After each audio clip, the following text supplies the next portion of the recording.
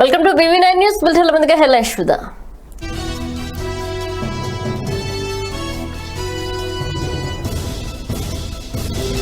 ప్రధాని నరేంద్ర మోదీ వ్యక్తిగత ట్విట్టర్ ఖాతాను హ్యాక్, దర్యాప్తు ప్రారంభించిన ట్విట్టర్.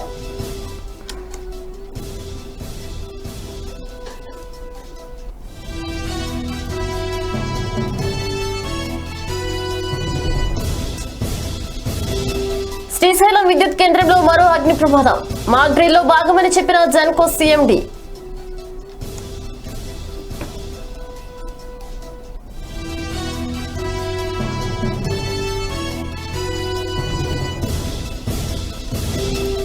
సీఎం జగన్ కలలో కూడా రైతులకు అన్యాయం చేయరు, సీఎం ముఖ్య సలహాదారు అజయ్ కలాం సూచన.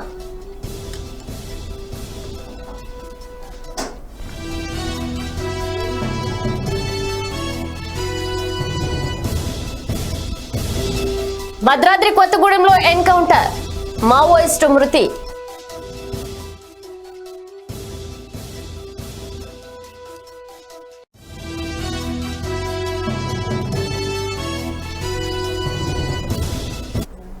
వివరాల్లోకి వెళితే శ్రీశైలం విద్యుత్ కేంద్రంలో ఘోర అగ్ని ప్రమాదం గురించి మర్చిపోకముందే మరో ప్రమాదం సంభవించింది.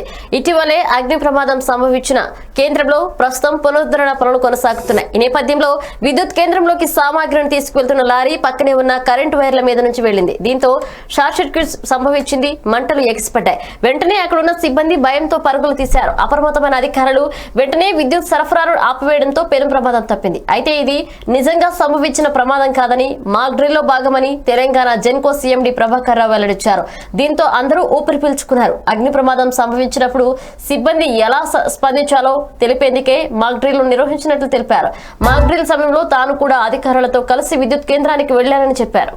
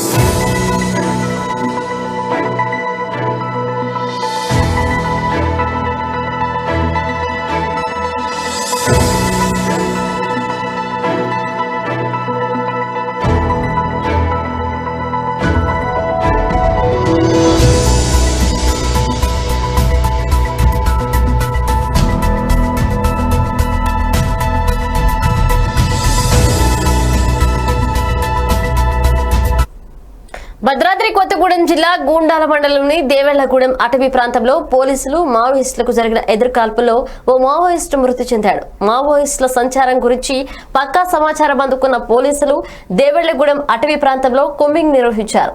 పోలీసులను చూసిన మావోలు కాల్పులు ప్రారంభించగా అప్రమత్తమైన పోలీసులు ఎదురుకాల్పులు జరిపారు. ఈ ఘటనలో ఓ మావోయిస్టు మృతి చెందాడు. ఇరు వర్గాల మధ్య ఇంకా కాల్పులు కొనసాగుతున్నట్లు సమాచారం.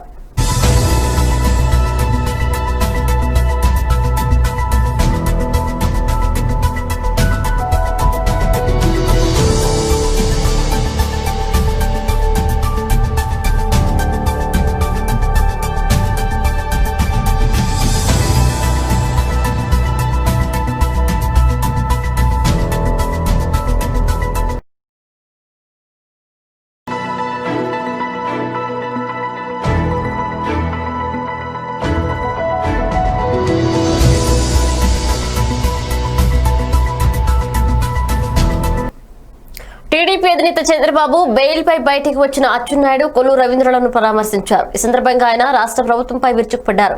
ఇన్నేళ్లలో ఇలాంటి దుర్మార్గ ప్రభుత్వాన్ని చూడలేదని విమర్శించారు. ఒక దుర్మార్గమైన ప్రభుత్వం వస్తే మంచి వాళ్లు ఎలా ఇబ్బంది పడతారో ఇప్పుడు అర్థమవుతుందని వ్యాఖ్యానించారు. అచ్చెన్నాయుడు అనారోగ్యంతో బాధపడుతున్నా అరెస్ట్ చేసి కరోనా రావడానికి కారకులయ్యారని మండిపడ్డారు. అచ్చెన్న విషయంలో సాక్షులు లేవని ఏసీబీ చేతులెత్తేస్తుందని అన్నారు. పీఏకి ఎవరో ఫోన్ చేశారని కొల్లు రవీంద్రను అరెస్ట్ చేశారని చంద్రబాబు ఆరోపించారు. ఎన్ని కేసులు పెట్టినా ఎవరూ భయపడమని స్పష్టం చేశారు.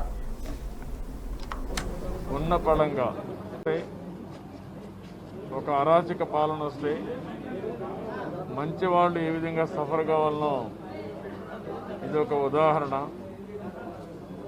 ఈరోజు ఇక్కడనే అచ్చెన్నాయుడు గారు ఉన్నారు. ఆయన పేరు పెట్టిన ఆరోపణలు మీరు చూస్తే ఆయన లెటర్ ఇచ్చాడనే పేరుతో ఆయన మీద కేసు పెట్టి ఉన్న పళంగా ఆపరేషన్ చేసుకునే వ్యక్తిని మానవత్వం కూడా లేకుండా ఈ కరోనా సమయంలో తీసుకురావడం, 600 కిలోమీటర్లు ట్రావెల్ చేసి తీసుకొచ్చి కడాన 2వ ఆపరేషను జరిగే పరిస్థితి రావడం, దానివల్ల ఆరోగ్యం కూడా క్షీణించే పరిస్థితి రావడం, అది అయిన తర్వాత హాస్పిటల్లో ట్రీట్మెంట్ తీసుకుంటూ కరోనా వచ్చే పరిస్థితి వచ్చింది. ఇది ఎంత దుర్మార్గమో దీన్ని బట్టి అర్థమవుతుంది. ఏసీబీ ఇన్వెస్టిగేషన్ చేసిన తర్వాత ఆ రోజు వాళ్ళు చెప్పింది ఆ లెటర్స్ తప్ప అచ్చెన్నాయుడు గారికి ఎక్కడ డబ్బులు వచ్చినా మాకు ఎక్కడ దాఖలా దొరకలేదు, మేము ఇంకా వెరిఫై చేస్తున్నాం, ఇన్వెస్టిగేషన్ చేస్తున్నాం చెప్పారంటే ఎంత నీచమైన కార్యక్రమం దీన్ని బట్టి అర్థమవుతుంది. అదే మాదిరిగా కోర్టులు అడిగినప్పుడు ఒక దుర్మార్గమైన ప్రభుత్వం వస్తే, ఒక అరాచక పాలన వస్తే మంచి వాళ్ళు ఏ విధంగా సఫర్ కావాలనో ఇది ఒక ఉదాహరణ. ఈరోజు ఇక్కడనే అచ్చెన్నాయుడు గారు ఉన్నారు. ఆయన పేరు పెట్టిన ఆరోపణలు మీరు చూస్తే ఆయన లెటర్ ఇచ్చాడనే పేరుతో ఆయన మీద కేసు పెట్టి ఉన్న పళంగా ఆపరేషన్ చేసుకునే వ్యక్తిని మానవత్వం కూడా లేకుండా ఈ కరోనా సమయంలో తీసుకురావడం, 600 కిలోమీటర్లు ట్రావెల్ చేసి తీసుకొచ్చి కడాన 2వ ఆపరేషను జరిగే పరిస్థితి రావడం, తెలుగు రాష్ట్రాల్లో తెలుగుదేశం పార్టీ ముద్ర శాశ్వతమని, చంద్రబాబు నాయుడు పనితీరు, అభివృద్ధి అనేవి ఎన్నటికీ చెరిగిపోవనే సత్యాన్ని అసమర్థ వైసీపీ ప్రభుత్వం తెలుసుకోవాలని టీడీపీ నేత మాజీ ఎమ్మెల్యే బోండా ఉమామహేశ్వరరావు పేర్కొన్నారు. సమైక్య రాష్ట్రంలో పాటు కొత్తగా ఏర్పడిన ఏపీలో కూడా చంద్రబాబు నాయుడు చేసిన అభివృద్ధిని, టీడీపీ అమలు చేసిన సంక్షేమ పథకాలను మరే ప్రభుత్వం అమలు చేయలేదన్నారు. చంద్రబాబు పేరు చెబితే ముందుగా గుర్తొచ్చేది అభివృద్ధి సంక్షేమాలనని, వాటికి ఆయనే బ్రాండ్ అంబాసిడర్ అన్నారు. సమైక్య రాష్ట్రానికి, విభజనాంతర రాష్ట్రానికి తల్లి పిల్ల కాంగ్రెస్లు ఏం చేశాయో చెప్పగలరా అంటూ ప్రశ్నించారు. ముద్ర అనేది ఈ తెలుగు రాష్ట్రాల్లో శాశ్వతంగా ఉంది. దాంట్లో 25 సంవత్సరాల కిందట 95లో ఆనాడు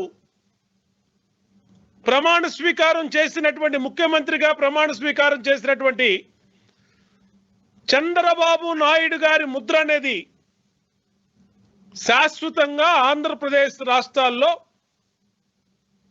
అటు తెలంగాణలో కానీ ఇటు విభజించబడిన ఆంధ్రప్రదేశ్లో కానీ ఈరోజు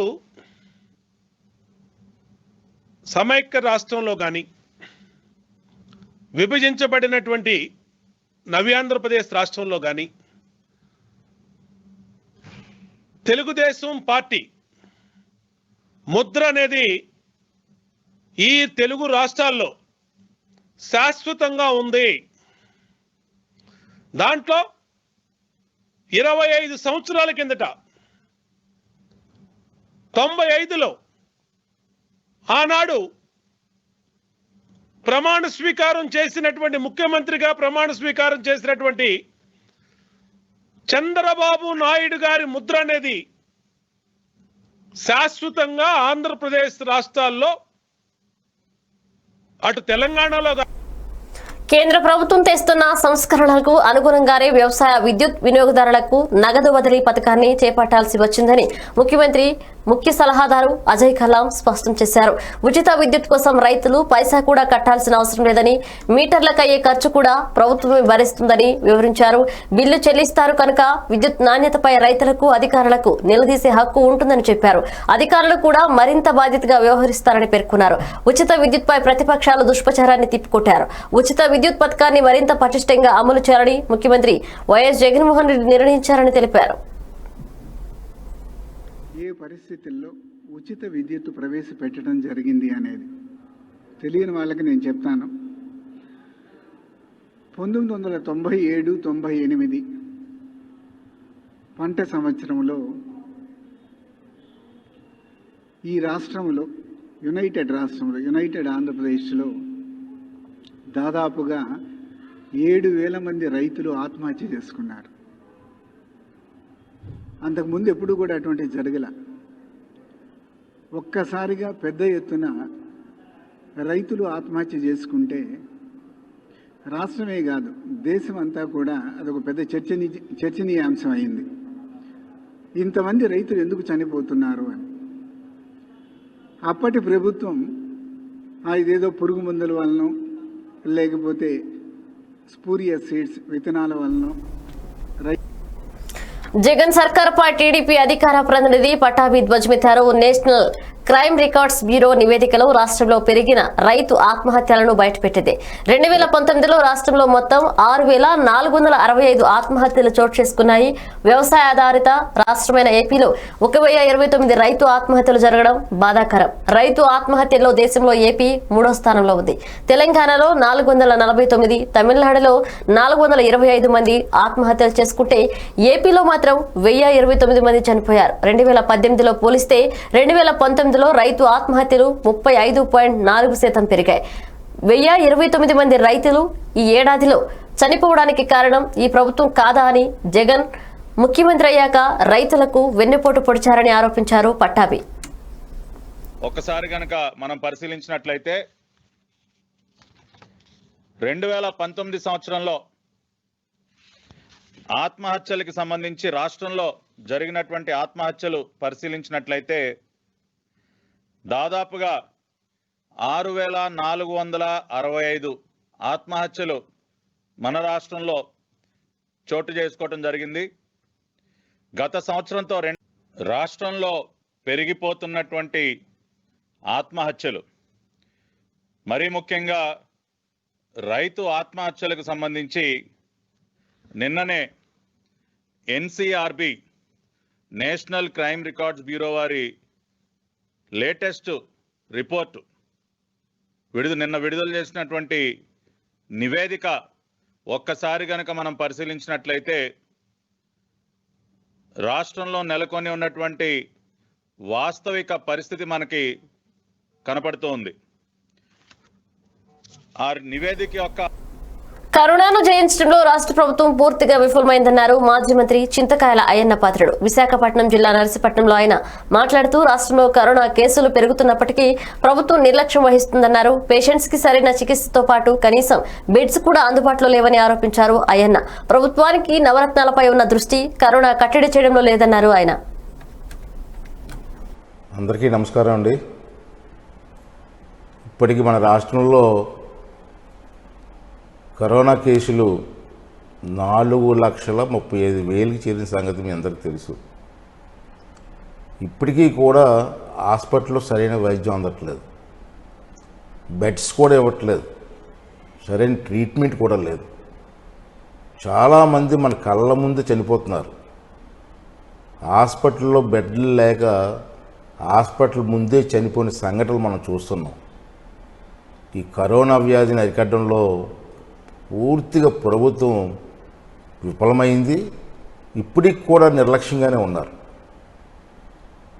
మనం ఈరోజు కరోనా వల్ల చాలామందికి పనులు లేవు, ఆర్థికంగా చాలా ఇబ్బందుల్లో ఉన్నారు. ఇటువంటి టైంలో కూడా నిత్యావసర వస్తువుల మీద ధరలు పెరిగితే ప్రభుత్వం కనీసం పట్టించుకోవట్లేదు. ఒకసారి చూడండి, ఈ మధ్యకాలంలో నూనె రేటు విపరీతంగా పెరిగింది, చింతపండు రేటు పెరిగింది, అదే కాకుండా బంగాళదుంప. అందరికీ నమస్కారం అండి. ఇప్పటికీ మన రాష్ట్రంలో కరోనా కేసులు 4,35,000కి చేరిన సంగతి మీ అందరికీ తెలుసు. ఇప్పటికీ కూడా హాస్పిటల్లో సరైన వైద్యం అందట్లేదు, బెడ్స్ కూడా ఇవ్వట్లేదు, సరైన ట్రీట్మెంట్ కూడా లేదు. చాలామంది రాష్ట్రంలో కరోనా నుంచి కోలుకున్న వారి సంఖ్య 1,00,000 దాటింది. తాజాగా మరో 200 2611 మంది బాధితులు కోలుకోవడంతో మొత్తం కోలుకున్న వారి సంఖ్య 1,13,000కు చేరింది. రాష్ట్రంలో కొత్తగా 2,817 మంది కరోనా వైరస్ సోకింది. దీంతో ఇప్పటి వరకు నమోదైన పాజిటివ్ కేసులు 1,33,406కు చేరాయి. ఇందులో 32,537 కేసులు యాక్టివ్గా ఉన్నాయి.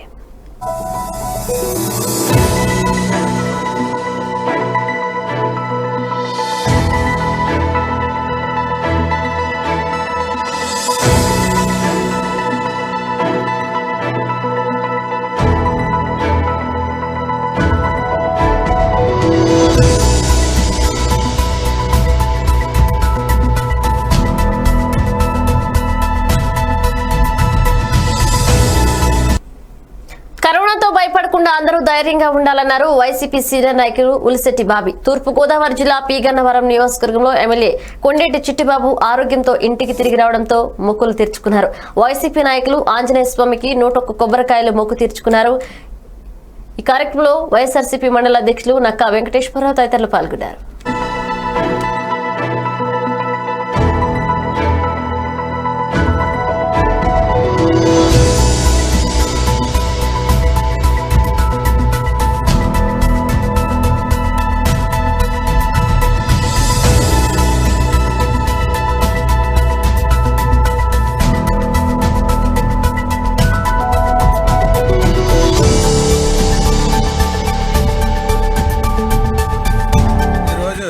మన గౌరవ శాసనసభ్యులు వారి కుటుంబ సభ్యులు మరి ఆయురారోగ్యాలతో కరోనా జయించి మరి తిరిగి వచ్చిన సందర్భంగా అంతకుముందు కరోనా గురించి హాస్పిటల్లో ఉండగా మరి ఇక్కడ మొక్కుకోవడం జరిగింది గుడి దగ్గర.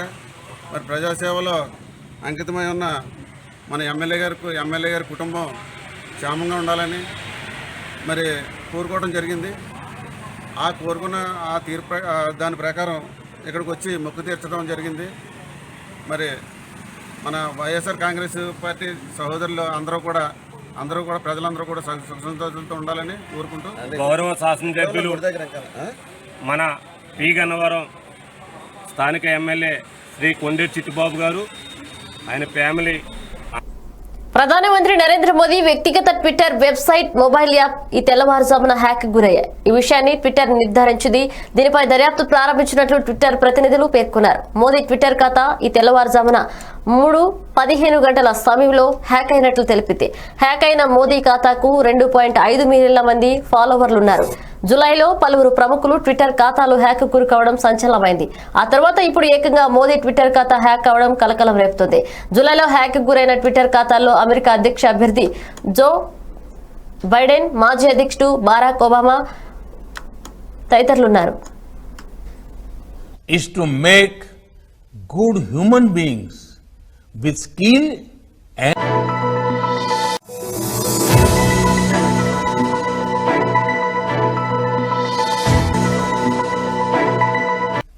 साथियों కేంద్ర పాలిత ప్రాంతమైన జమ్మూ కాశ్మీర్ లో అధికార భాషలపై కేంద్ర కేబినెట్ బుధవారం కీలక నిర్ణయం తీసుకుంది. ప్రస్తుతం అక్కడ అధికార భాషలుగా ఉన్న ఉర్దూ, ఇంగ్లీష్ తో పాటు కాశ్మీరీ, డోగ్రీ, హిందీ భాషలను కూడా అధికార భాషలుగా నిర్ణయించింది. అందుకు సంబంధించిన బిల్లుకు కేంద్ర కేబినెట్ ఆమోదం తెలిపింది. ప్రధాని నరేంద్ర మోదీ అధ్యక్షతన ఈ కేబినెట్ సమావేశం జరిగింది. కేబినెట్ సమావేశం అనంతరం ఆ వివరాలను కేంద్ర మంత్రి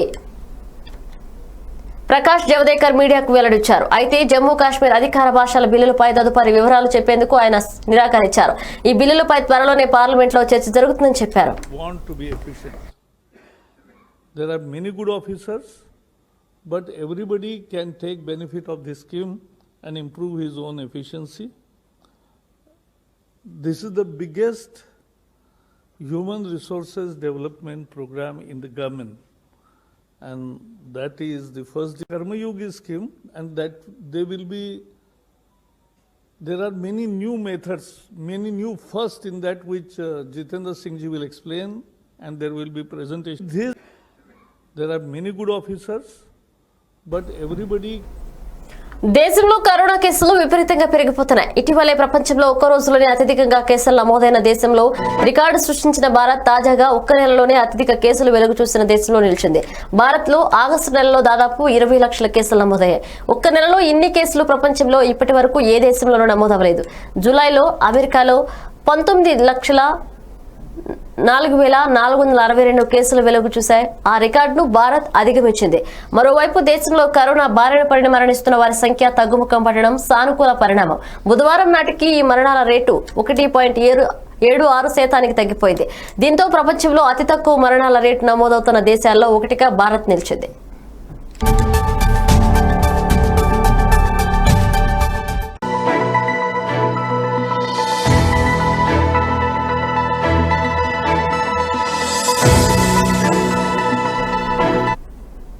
బులెటిన్ ముగించే ముందు హెడ్లైన్స్ మరోసారి చూద్దాం.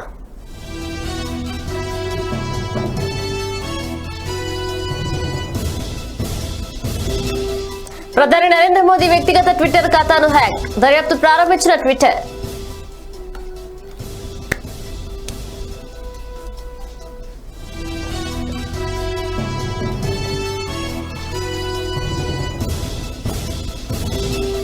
శ్రీశైలం విద్యుత్ కేంద్రంలో మరో అగ్ని ప్రమాదం, మాక్ డ్రిల్లో భాగమని చెప్పిన జెన్కో సీఎండీ.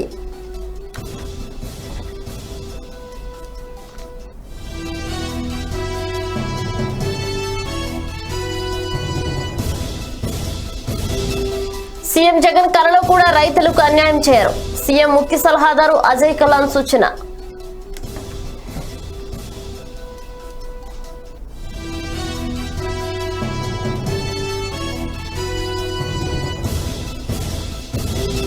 భద్రాద్రి కొత్తగూడెంలో ఎన్కౌంటర్, మావోయిస్టు మృతి.